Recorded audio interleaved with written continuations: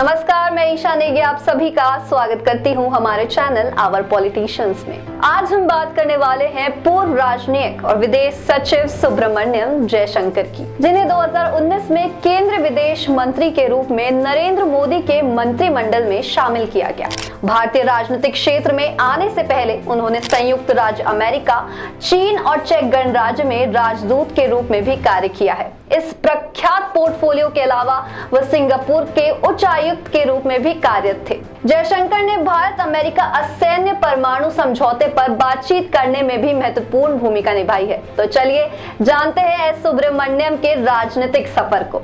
उनका जन्म 9 जनवरी 1955 को नई दिल्ली में हुआ और उनकी प्रारंभिक शिक्षा TAFS नई दिल्ली में हुई। इसके बाद उन्होंने दिल्ली विश्वविद्यालय के सेंट स्टीफन कॉलेज से रसायन विज्ञान में स्नातक की डिग्री प्राप्त की और इसके बाद राजनीति विज्ञान में MA किया। अपने जुनून से प्रेरित होकर उन्होंने JNU में अंतर्राष्ट्रीय संबंधों में न्यूक्लियर डिप्लोमेसी में डिग्री हासिल की। एस जयशंकर ने वर्ष 1977 में भारतीय विदेश सेवा को ज्वाइन किया। ये 1977 बैच के IFS अधिकारी भी रह चुके हैं। इन्होंने भारतीय विदेश सेवा में रहते हुए बहुत से पद संभाले। जवाहरलाल नेहरू विश्वविद्यालय में पढ़ाई के दौरान सुब्रमण्यम जयशंकर की पहली पत्नी शोभा से मुलाकात हुई और कुछ टाइम बाद दोनों की शादी भी हो गई, लेकिन बीमारी की वजह से शोभा जयशंकर की मृत्यु हो गई और उसके बाद सुब्रमण्यम जयशंकर ने दूसरी शादी जापान के रहने वाली क्योको जयशंकर से की, जिससे इन्हें 2 बेटे और 1 बेटी है।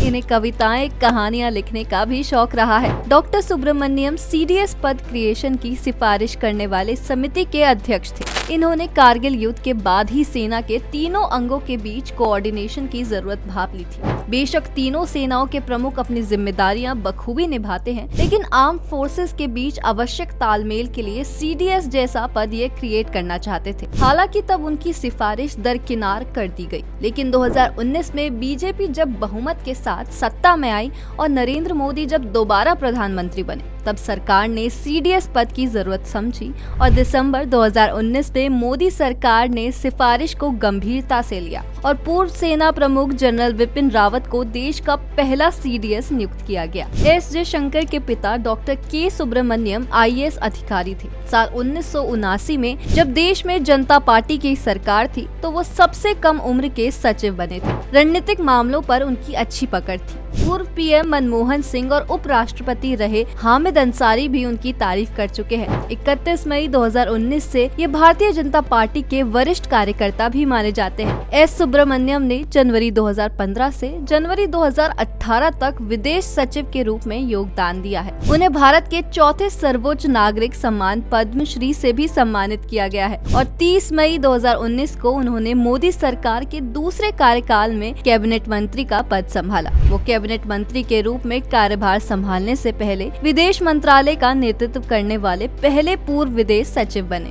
आज के लिए बस इतना ही। मैं मिलती हूँ आपसे हमारी नेक्स्ट वीडियो में। तब तक के लिए वीडियो को लाइक करें, शेयर करें और चैनल को जरूर सब्सक्राइब करें।